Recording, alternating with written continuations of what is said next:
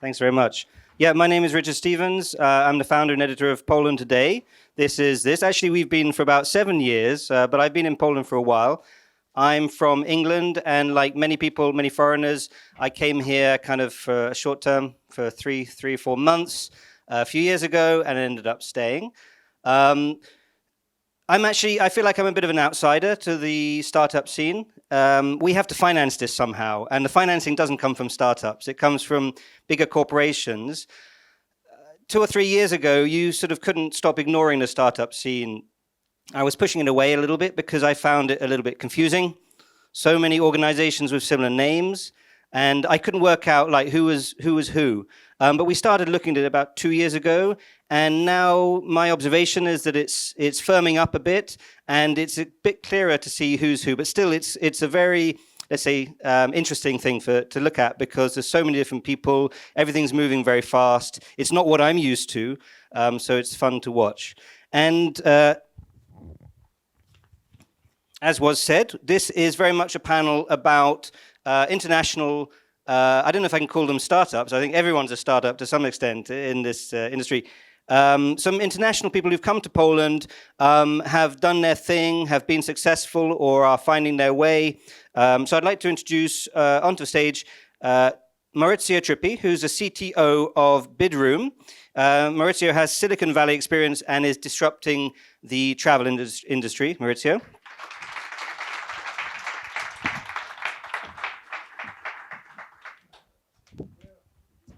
Sure. Suleman Siddiqui, who we've just met. Suleman is CEO of Wave Growth, who's delivering sales leadership for tech companies. Suleman.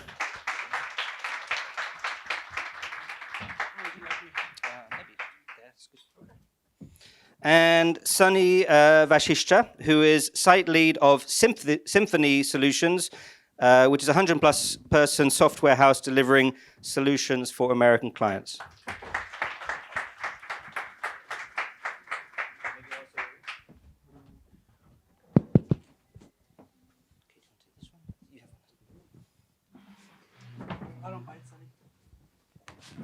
Maybe somebody else as well joining us. Okay, so I'm going to ask, I think what we want to hear is your experiences here in Poland, and also how your professional backgrounds have sort of funneled into this. We'll have some time for questions at the end, but if you want to ask any question at any time, please do interrupt. So let's start with you, Maurizio. Where are you from, by the way? I'm originally from Italy. You're from Italy. Which part of Italy? Rome. Oh, from Rome. Okay. Maurizio, you have Silicon Valley experience, and just last week, some friends of mine told me about Silicon Valley. I don't have HBO. I have Netflix, so I hadn't seen it, and then I was watching all weekend all these clips from Silicon Valley. How is it? Have you seen the Silicon Valley? Yeah. I'm familiar with it. Is it true to life? Absolutely, yes. Really? Yeah, it's crazy like that. So you have all these weird characters going around. Yeah, I mean, how is it similar? The characters are a little bit pushed in the series, but yeah, more or less you can find the same things. Okay. How long have you been in Poland for? How long has Poland been part of your, let's say, I mean, what's your Poland experience, if you like? So I kind of just arrived 6 months ago. So I'm pretty fresh here in the scene, and I'm just starting looking around. And I came actually to join my Bidroom, company where I'm working. And so that was the reason for me for coming to Poland. My wife is Polish, but she was living in Italy 6 months ago, until 6 months ago. So I'm the cause of moving back. But why? I mean, again, why did you come to Poland? Were you headhunted, or did you want to come here, or was Poland such an attractive scene that it made you want to come? No, the reason was for joining Bidroom, the company I'm working for. Okay, so you could have gone to any country if there had been a different country. I was in San Francisco. And I started discussing with founders, And the board of the company, I found this really very interesting, more interesting than many other companies I was advising in Silicon Valley. And I decided to join. So I moved in 2 weeks. I just closed a couple of houses. I sent everything, and I moved to Krakow and started working. I arrived in the morning. At 10, I was at the office working. So Is your wife happy to be back in Poland or not? yeah, she was shocked in the beginning. She spent more time in Italy, more time of her life in Italy than in Poland, but now she's very happy. Oh, that's good to hear. Yeah. Okay, we'll come back to find out more about Bidroom in a moment. But Suleman, how about yourself? You came here for the vodka and the beer, you said. Sorry, when was that exactly? I came here September of last year.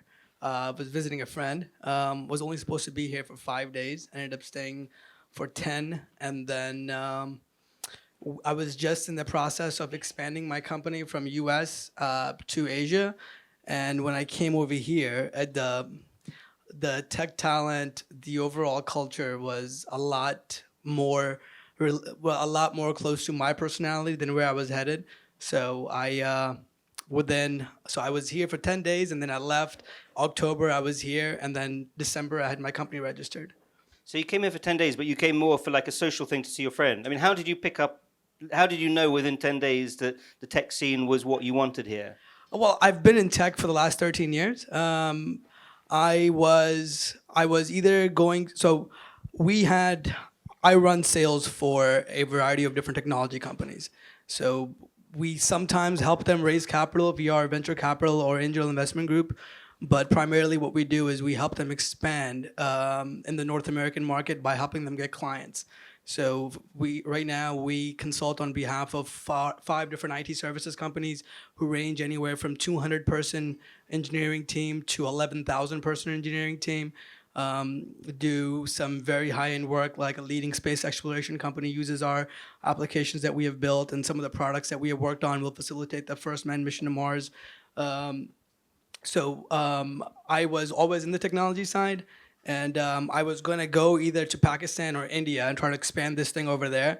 And I had done it over there once before, and we did well, but it didn't feel like, I grew up in the United States, so it didn't feel like home to me. But when I came here, it just felt like home. Had you been to Poland before? No, it was my first time. So, I mean, this is a great person to ask then. I mean, what were your impressions of Poland? Or was Poland on your radar screen at all before you came?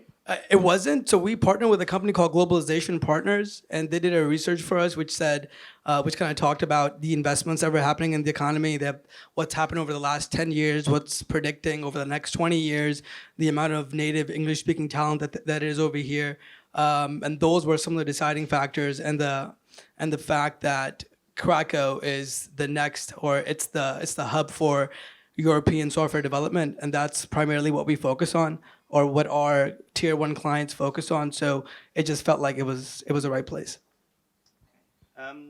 And just a last thing for the moment, what were you expecting when you came here? Did you have any expectations? I was honestly, what I was expecting a lot of very, very hungry people willing to, work to the bone and make a lot of money.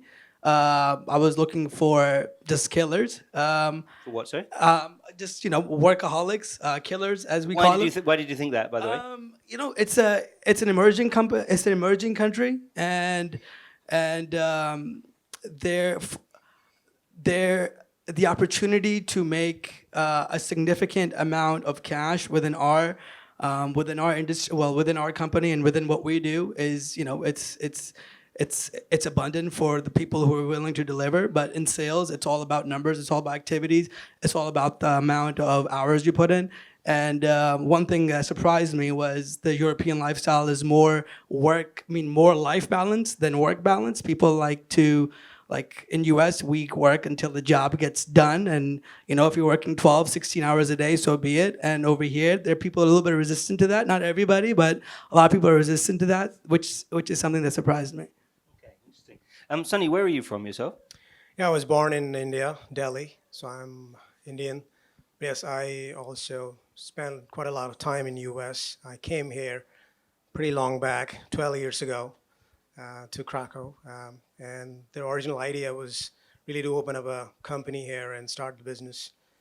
And I literally started a pretty big corporate company called HCL with 10 people here. And till the time I was working there, I grew the team from literally 10 people to 600 people here in Krakow.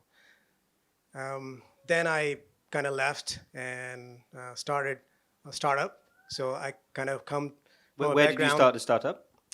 here in Krakow. So I kind of have a background of working in a big corporate giants like GE and also working at the same time small startups. Now I work for a Dutch company where I started last year to build up a product development center for them, core software engineering. Over the year of time, we kind of successfully built a 100+ people team here. At the same time, also trying to make a difference, and we started a small company or startup, I would say. It's called Mobilis, where we're trying to help disabled and people who really need help coming up with the products, a very unique product as a wheelchair and also a product for disabled eye people. So And this is Symphony Solutions. Symphony Solutions, yes. Okay. And what brought you over to Poland in the first place 12 years ago? So it was purely tech. So as a background, I'm techie as well. So you were sent over by a company, or? Yes, yes. I was working in Boston before, and I came here. It was a time when the outsourcing industry was kind of starting here in Poland, and I came here to kind of set up a near-shore delivery center for some of our U.S. and European and U.K. customers out of Poland. So that was the beginning. And what was your feeling when you were told you're going to Poland? Well, I heard of Poland before in my school. I heard of Warsaw because it was a treaty, Warsaw Treaty. And before that, I had no idea of Poland. And definitely, I had no idea of Krakow. I never heard of this name, in my life until I got that opportunity. And, hey, what do you think about going to Krakow and actually going to Poland and finding out which place is the best to start?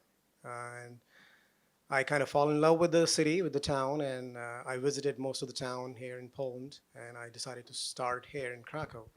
And I'm proud to say that it was the right decision. And Okay. we kind of built a business literally from 10 people to now. HCL holds about 1,500 people, about $100 million business from here. Great. So we got a nice selection of panelists. You know Poland because your wife is Polish, but you hadn't lived here before. You came here completely by chance, randomly, and really fell in love with the place.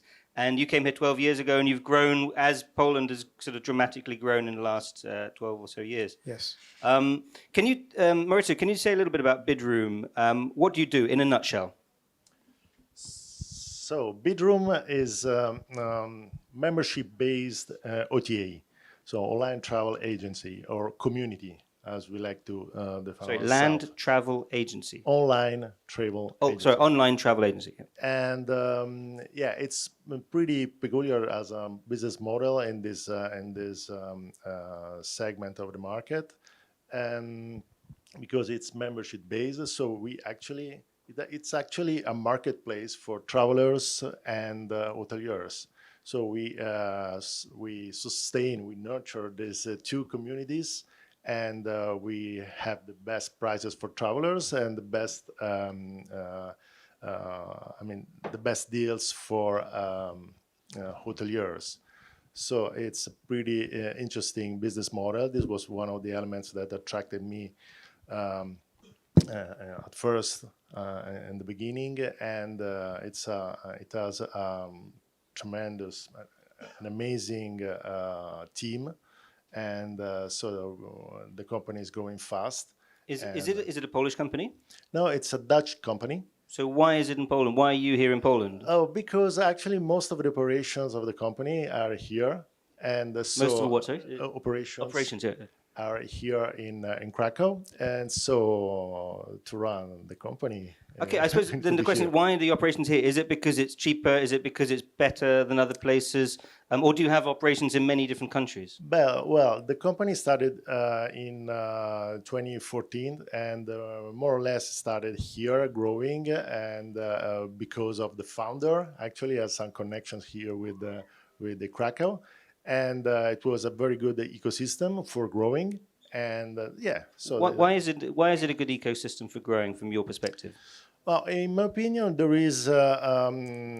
are many elements. First of all, it's for sure Bidroom is a tech company, so we can find here talent. And another aspect is that um, Poland itself is a fast-growing company, country, and so it's very. There are opportunities here that are not in other countries, and so I think it's just the right moment to be here in this phase. Let's see how it develops in the next few years. I think this time is peculiar for Poland because it's growing very fast and we're still with different paces. Thank you. Suleman, what does Krakow or Poland bring to the table from your perspective? What is different here, or is it not that different in terms of driving your business? Well, right now I would say not too different right now, apart from the cost of doing business in Poland is significantly cheaper than the cost of doing business in Washington, D.C., where our headquarters is based out of. So I think in terms of the culture, in terms of the business benefit that Krakow provides, it's the cost of doing business is significantly lower. One thing that we have a challenge with is that we sell primarily into the English-speaking countries. 90% of our business comes from United States and Canada, and for those of you guys who have done business in U.S., a lot of U.S. is pretty unforgiving of accents. So in order for us to make our clients successful, we are looking for native English speakers, and finding them in Krakow has been certainly a challenge for us. But that's interesting because I mean the cost is one thing, but then which country in the world has easy accents in English? I mean, in terms of apart from America, from your perspective, or England, but then the cost base is much higher. No, absolutely. Well, so like for example, if you go into India, it's the amount of people who have gone through accent neutralization trainings, who have studied abroad. I've found them to be a lot more abundant in those parts of the world than they are in Krakow. But I think the talent that we have been able to find in Krakow, especially within our team, we're a team of about 27 people right now. It's tough to find, but when you find them, they're an excellent bunch. Sunny, you've been in Krakow for many years. What could be better here? What would you like to see improve? And on the local level, what's needed to support non-Polish entrepreneurs and non-Polish investors to bring them here and to attract them? Yeah, so one of the reasons we started last year, Symphony Solutions, a couple things. First thing is cost, right? Of course, when I started back in 2007, the cost was much lower compared to today. So the cost's gone up, but still, if you compare with US or UK and certain part of the world, still it's very competitive, right? Of course, there are other places where the cost is much lower. Asia is Philippines. So cost is one, definitely. The second one is the quality, right? Quality of work. So did you say quality or quantity? I didn't. Quality. Quality. Yes. So with the cost and quality match, right? So there are places where you have higher quality, but also the cost is pretty high. Here you get similar quality of work with a lower cost. That's something I would really recommend, to look at it from the foreign investors' perspective. And this is what we found here, and where we started here last year, right? So that's the one thing. Other things are like compliance, right? So this country is kind of middle of Europe, where we have GDPR and several bunch of different compliances across. You won't find some of those benefits out of other part of the Eastern European countries, whether it's Romania, Hungary, or for that matter, Ukraine, right? We do have a pretty large center in Ukraine. So that was the third thing. We kind of made our decision to start the center here in Poland. It's very, very much compliant with all the regulations, and be it whether US or UK or Europe. So most of our customers, most of our business comes across these countries. So these are the three major things I would say, the decision making, for us to start the center. And moving forward, also I see that these are the three things play a key role. Apart from that, there was a thing with just talent, right? Talent pool. Talent pool is shrinking. It's one of the things I think we all experience here, building the community, building the centers here. However, I think it's very competitive. I still believe that the amount of new talent coming in this pool is kind of going to help grow more, and it's a pretty positive sign for this economy and this country. So a lot of people coming out of different smaller towns, emerging into this pool, helping different companies to grow and develop. Okay, thank you. Are there any questions for our panelists? I hope we all haven't put you guys to sleep yet. We have to make a bit more shaking, though. I mean, if Maurizio, if you were you were with Hertzum, which was a consulting company, from what I understand, and you were vice president of innovation consulting. You were also, for quite a huge area, you were responsible for USA, Europe, and North Africa for 4 years. And also your time from 2006 to 2010 covered the international financial crisis. I mean, you saw lots of different business cultures. What did you take from that in terms of what does that help you learn about business culture, about success, etc.? Yeah, many different things. So Hertzum is a consulting company, Chicago-based consulting company, and we were running large transformation projects at that time, IT projects.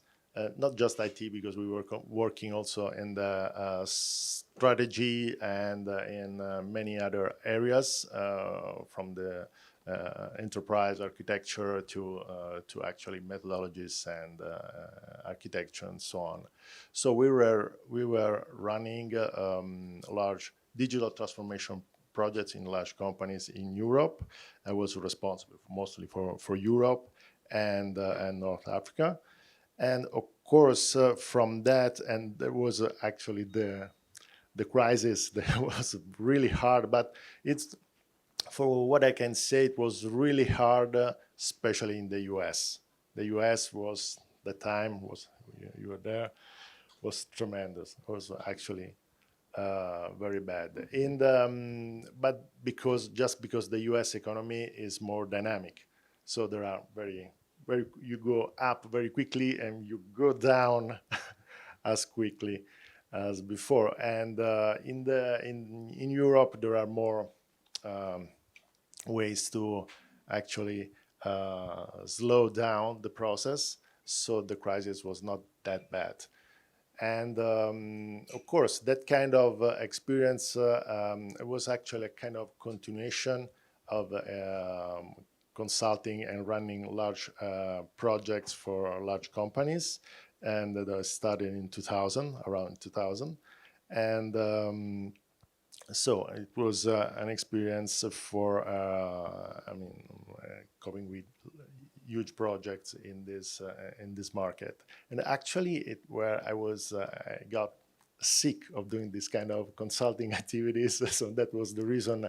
After that experience, I moved to San Francisco to. Became more of a tech part of the. Yes, I started before other tech startups, and I wanted to get back at work in that area and getting more involved.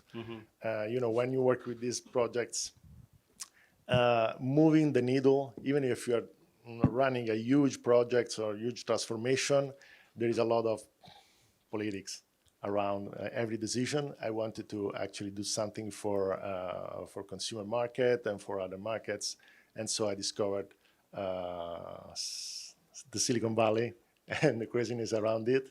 I was pretty surprised in the beginning because when I arrived in San Francisco, I said I was already 41, and I said, wow, it cannot work like a system like this. I was really surprised.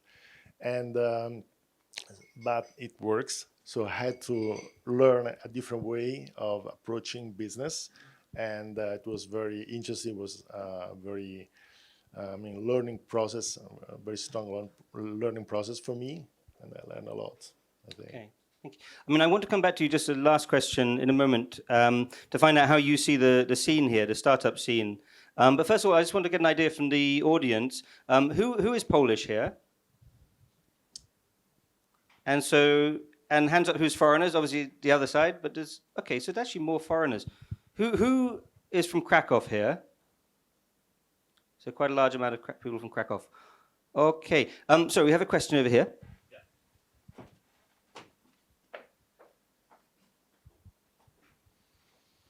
What advice would you give a foreign entrepreneur just arriving in Krakow today when they want to launch? A local entrepreneur or a Or foreigner? an international entrepreneur? Well, I think one of the most important thing for an entrepreneur is to know the ecosystem. So you really have to understand well the ecosystem, the culture, and I think these are the most important things.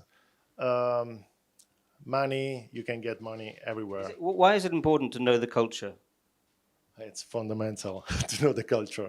In my opinion, it's one of the main keys for running a business.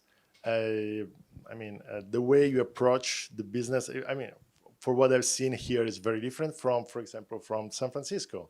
Culture is different, so you need to approach and you need to shape your company in a way that is compatible with the So local in culture. Polish terms, what is significant about the culture here that's made you adapt something or change something?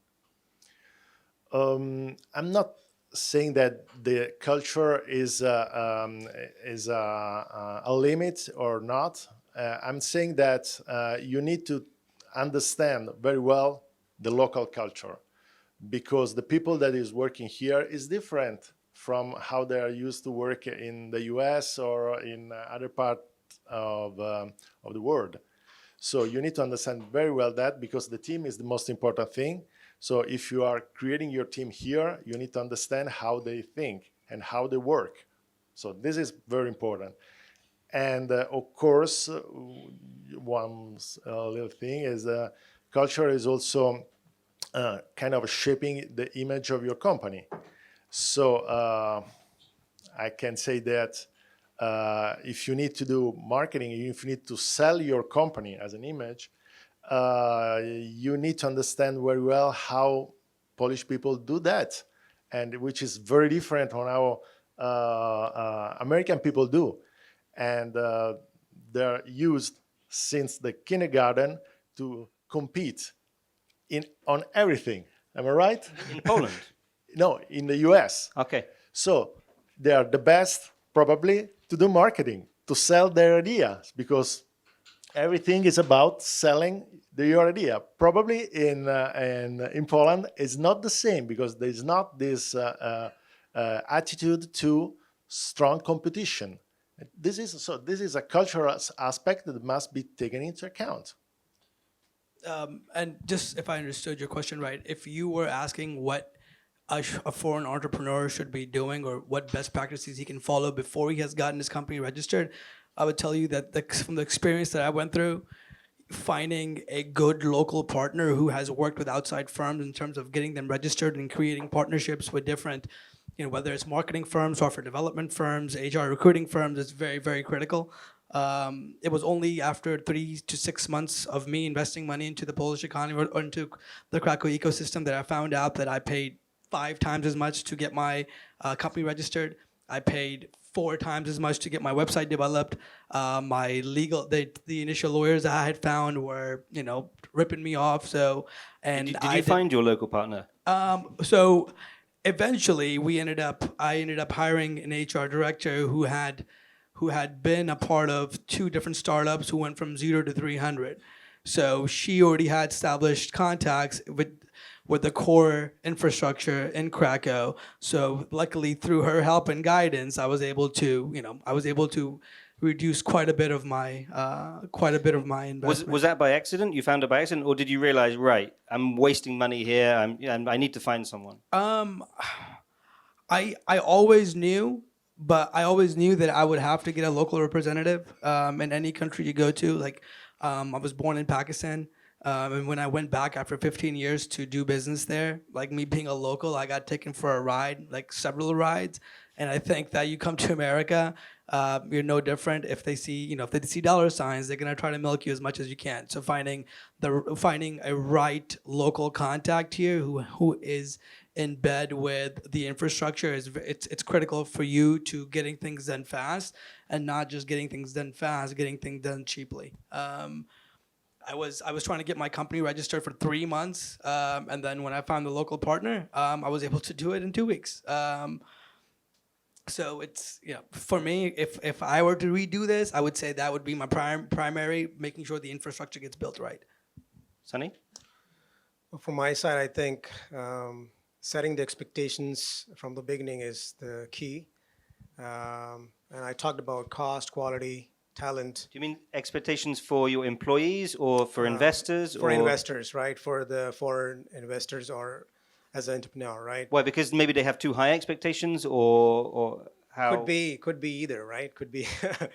I think Suleman touched upon that point. Like, people are not crazy here to work on weekends, for that matter, right? People don't work here at weekends. They won't. Right? But that's kind of normal, isn't it? He pointed out the culture point, which is very valid. That's part of culture, right? It's very obvious that people don't work on weekends, right? However, when you as a foreign investor or entrepreneur comes, you think, especially coming out of US, that you need somebody who could work 24/7. So having said that, let's set the expectation from the beginning that what are you going to get here, right? That's a key thing.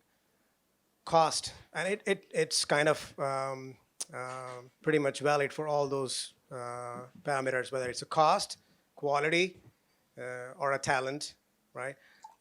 So do your homework, before you come in. Make sure that if it is a cost, then it's not as cost effective as it used to be, especially on some of the, if you are coming into the tech industry. So that's very important. So from my perspective, I think these are the findings I've had for last 12 years, especially now looking at last 1 year and a half. It's a very competitive market now. The cost is not the variable as used to be. So it's becoming more and more high, and it's going to change over the period of time, I guess. But yes. Okay, thank you. Any more questions? Okay, I just want to ask, in the previous panel, they said that, some of the panelists said that there's a lack of sharing of information amongst the startup community. And I don't know if you count yourselves among the startup. I think you do. Is that something because from my point of view, I'm not old, but in kind of my generation, we didn't share things because we wanted to keep them to ourselves so no one would steal it. And I'm always just amazed at the sort of next 10, 15 years, how everything is very open. So I'm surprised to hear that. But from your perspective, is that something in Poland, in Krakow, that could be, better in terms of... I would say absolutely. There are plenty of organizations here who are introducing people who can help each other out. But that is more in terms of, like connecting them or being references or being referrals, where you are introducing a customer to a vendor, so to speak. But in terms of people, entrepreneurs who are going through certain pains, growing pains, having a platform which they can kind of talk about what's worked for them, what's not worked for them. For example, like for us, for example, within Wave Growth, we excel at generating revenue, right? And that has been a massive, from what I've heard every single startup talk about, the problems that these guys run into is they have great technology, they have great people, they have a great vision, they have a great value proposition, but they have no idea how to kind of take that and convert that into dollars, convert that into clients. Is that in America, is it different, for example, or in Amsterdam or London, is it different, or is that something that you see everywhere? So the conferences or the workshops that I've gone to, we absolutely discuss what allows us to kind of generate those revenues, right? When you come, like, there's been a lot of talk about startups and there's been a lot of talk about generating capital and so on and so forth, right? But unless you have a predictive revenue generation methodology, like unless you can tell somebody who's giving you $1 million, how can you convert that $1 million into 10 customers with the average contract price of $250K in a mathematical activity-driven manner? Like, that to me is not a very sound business plan. That for me is not a very sound business strategy. When I have been involved in pitches or somebody has pitched me, when we go ask for money and we say, okay, we're gonna spend $1 million in sales, we have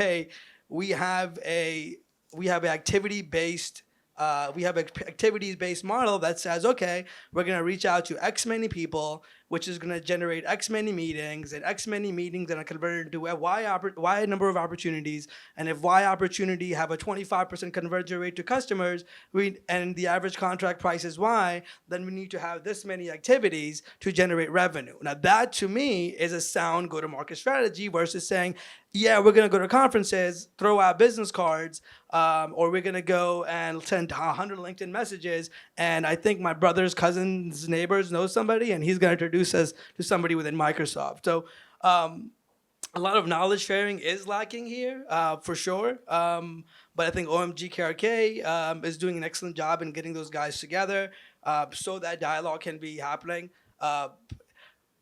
There's, expanding a company, like being entrepreneur is great. Having a vision is fantastic. But if you don't know what you're doing, if you don't know how you're going to go and take somebody's $1 million and convert it into 10 millions because that's why they're giving it to you, then, we're fighting a battle which we're unprepared for.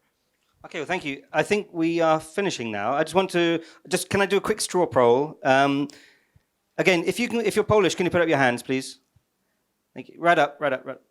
How many of you feel that you have to go abroad to realize your ambition? And so no one feels they have to go abroad to realize their ambition. So the rest of you, if you can put up your hands, you feel you can realize all your ambitions here in Krakow for Poland.